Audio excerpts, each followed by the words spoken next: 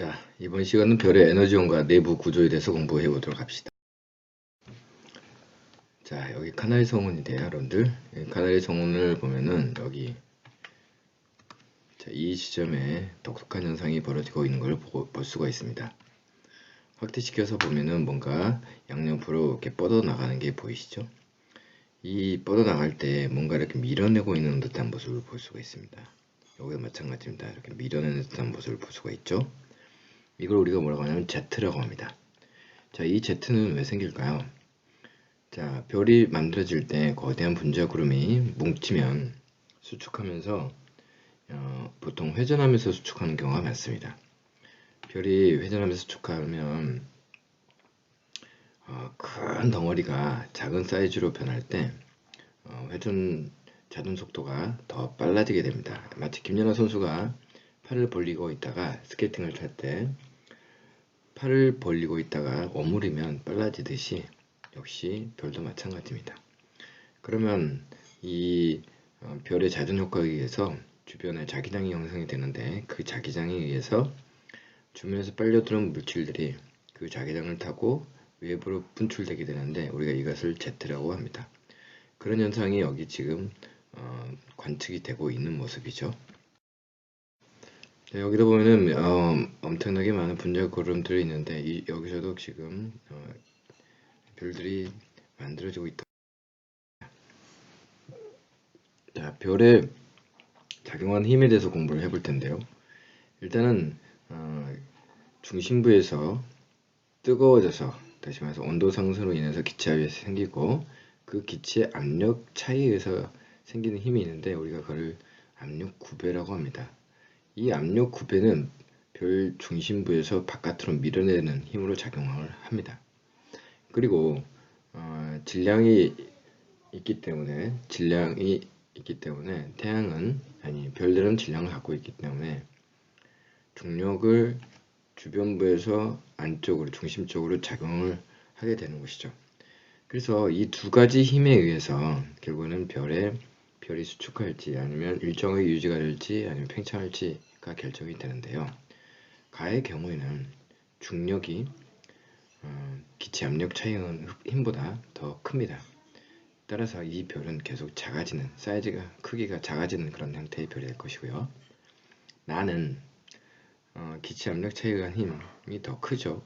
그래서 중력보다, 그러니까 이 별은 계속 커지는 별이 될 것이고요. 자, 다는 두 힘이 같죠. 이 별의 경우에는 일정하게 크기가 유지되는 별이 될 것입니다. 가는 원시별에서 주로 나타나는 현상이고요. 나는 적색 거성에서 주로 나타나는 현상이고 다는 주계열서에서 주로 나타나는 현상입니다. 자, 그러면 원시별 우리가 다시 한번 정리를 해볼게요. 성간기체 밀도가 높아야 서로 잡아당기는 중력이 크게 작용하고요. 그래야 뭉쳐질 수 있고, 그리고 온도는 낮아야 되겠죠. 기체가 서로 밀어내는 압력이 낮아야 되기 때문이죠. 그냥 온도가 높으면 기체압이 상승하기 때문에 서로 밀어내는 압력이 더 커지는 거죠. 여기를 보시면 중심으로 잡아당기는 중력이 기체압보다 더 큰 그런 상태를 알 수가 있죠. 그래서 원시별은 계속해서 이렇게 작아지는 그런 형태를 띌 것입니다.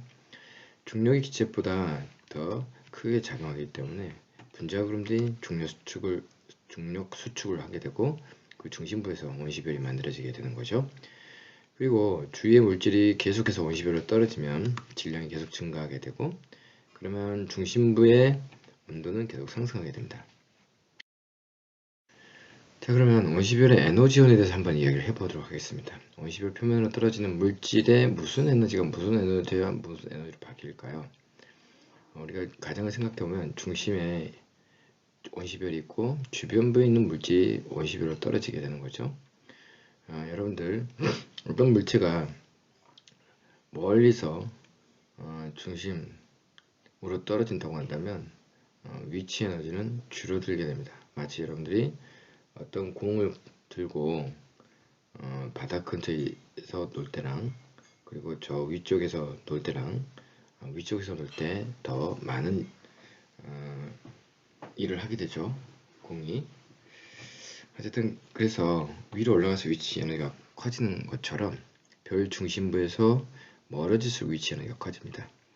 따라서 우리는 기본적으로 위치 에너지, 그러니까 원시별로 떨어지는 물질의 위치 에너지가 계속 감소하기 때문에 그 감소한 만큼의 에너지가 뭔가로 바뀌는 거죠.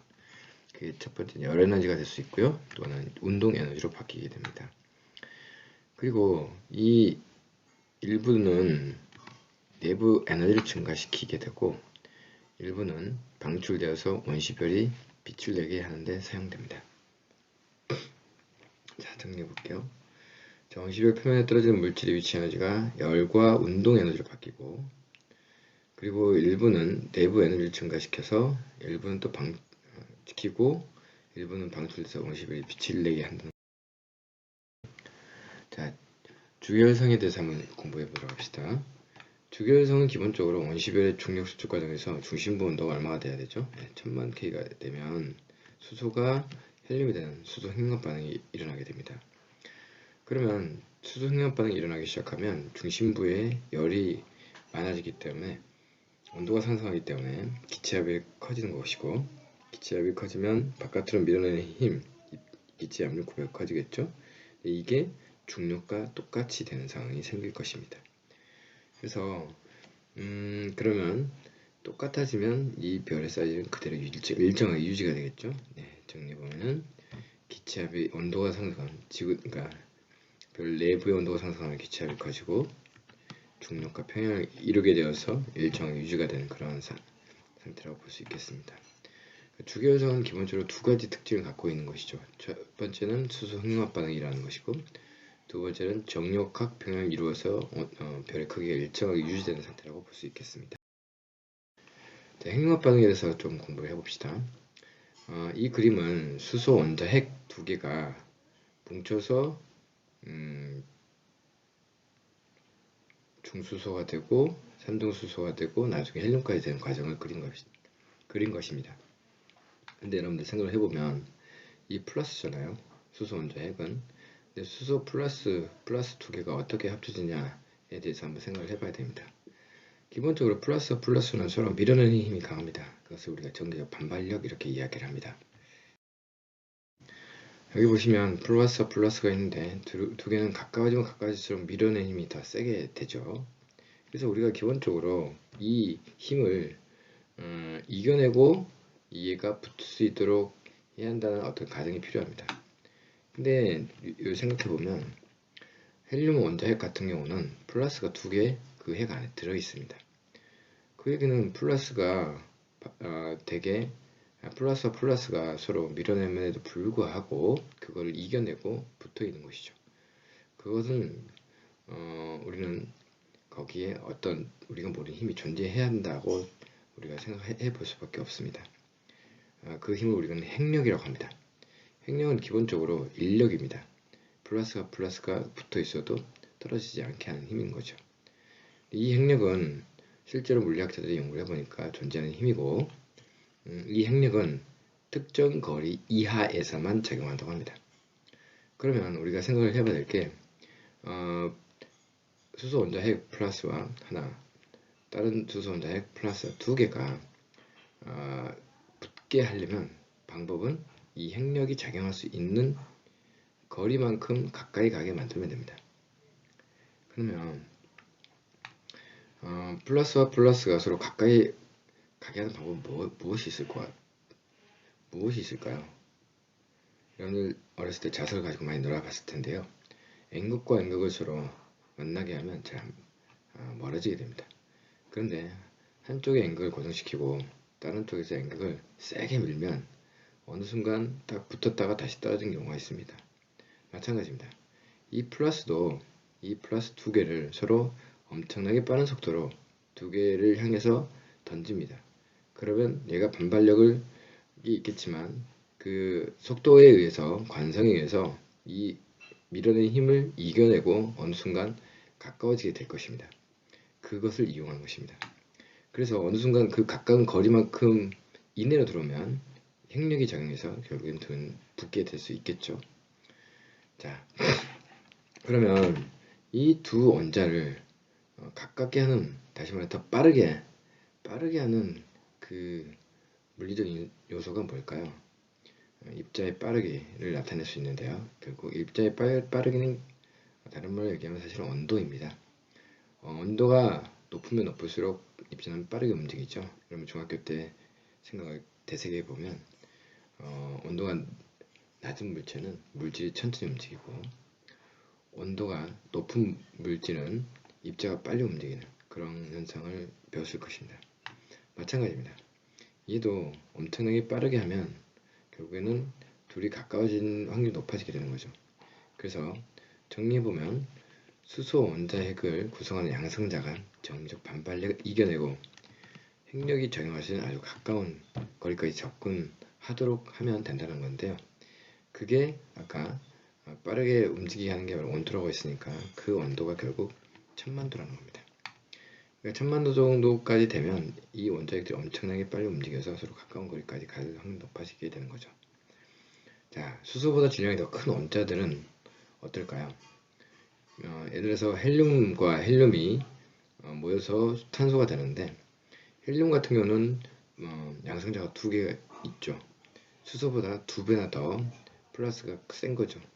그러다 보니까 핵사이에 작용하는 반발력은 더 큽니다. 이 반발력을 더 이겨내고 가까워지려면 더 빠른 속도가 필요할 것이고, 아까 속도는 입자에 빠르게 결국 온도라고 했으니까 온도가 더 높아야 됩니다. 자, 핵융합 반응이 일어나기 위한 온도를 보시면, 자, 수소헬륨은 수소가 헬륨이 되는 과정은 1000만도입니다. 헬륨이 탄소가 되기 위해서는 여기 2억이라 되어 있지만 1억도면 됩니다. 그리고 규소가 처리되기 위해서는 대략 한 27억이라 되어 있는데 한 30억도 정도 됩니다. 그래서 온도 그렇죠. 원소의 질량이 커질수록 핵융합 반응이 일어나기 위한 온도는 더 높아진다는 걸 알 수가 있습니다. 자, 그럼 수소의 핵융합 반응에서 에너지가 어떻게 방출되는지에 대해서 한번 공부해 보도록 합시다. 그리고 수소 4개가 합쳐져서 헬륨이 된다고 했죠. 근데 우리가 질량을 살펴보면 좀 이상한 걸 발견할 수 있습니다.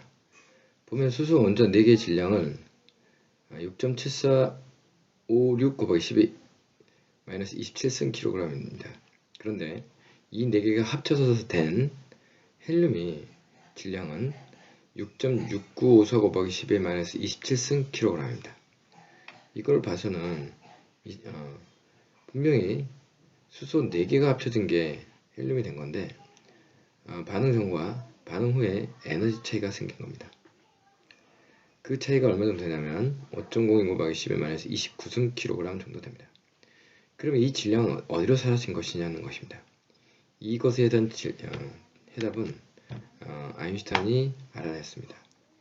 아인슈타인은 특수상대성 이론을 이용해서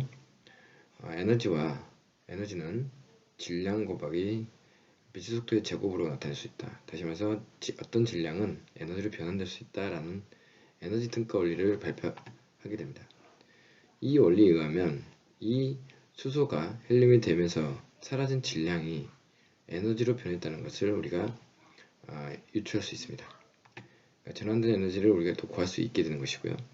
이것이 바로 태양에서 나오는 에너지의 가장 기본 원천이라고 할 수 있겠습니다. 자, 수소 핵융합방이 일어나는 방법은 2가지가 있습니다. 수소 4개 분자가 쭈루룩 합쳐져서 헬륨이 되는 게 있고요. 또 하나는 탄소가 중간에 작용을 하는 핵융합 반응이 있습니다. 탄소의 차이로 수소가 쭉쭉쭉쭉 결합해서 맨 마지막 수소가 결합할 때 다시 탄소와 헬륨으로 분리되는 그런 핵융합 반응이 있습니다. 그러니까 수소 핵융합 반응은 한 가지만 있는 게 아니죠. 2가지가 있다는 얘기고요. 왼쪽은 태양과 같이 질량이 좀 비교적 작은 별에서 주로 많이 일어납니다. 오른쪽은 태양보다 더 무거운 별 중심부에서 더 많이 일어나는 현상입니다. 자, 주교성의 내부에 대해서 조금 더 보도록 하겠습니다. 별의 일생에서 대부분을 차지하는 게 주교성입니다. 단계인데요. 이 주기율성은 일정한 크기를 유지한다고 그랬죠. 그리고 주기율성의 내부에는 수축하는 힘인 중력과 기체의 압력 구배에 의해서 평형을 이루고 있기 때문에 이 상태를 뭐라고 그랬죠? 정역학 평형 상태라고 했죠. 사이즈가, 크기가 항상 일정하게 유지가 된다고 했습니다. 자, 주기율성 내부의 수승력 반응이 계속되는 동안 헬륨으로 이루어진 중심액이 점점 커진다고 그랬죠. 자, 적색 거성 단계에 대해서 다시 한번 살펴보도록 하겠습니다. 중심부의 수소가 모두 소모되면 중심액에서 일어나던 수소 흉합 반응이 바깥쪽으로 이동하게 됩니다. 그래서 별은 팽창하게 되고요. 적색 고성이 되는데요. 다시 정리하자면 중심부의 수소가 다 사라지면 헬륨만 남죠. 그럼 헬륨은 더 이상 그러니까 헬륨 핵융합 반응이 일어나지 않기 때문에 열이 생성되지 않습니다. 그러면 기체압이 더 이상 높지 않고 따라서 중력이 더 세지는 거죠. 그러면 중력 수축이 일어나게 됩니다. 중력 수축이 일어나면 온도가 높아지게 되고 그 수축으로 인해서 주변부가 뜨거워지게 되는 거죠. 수축으로 인해서 나오는 열 때문에 주변부가 뜨거워지는 거죠.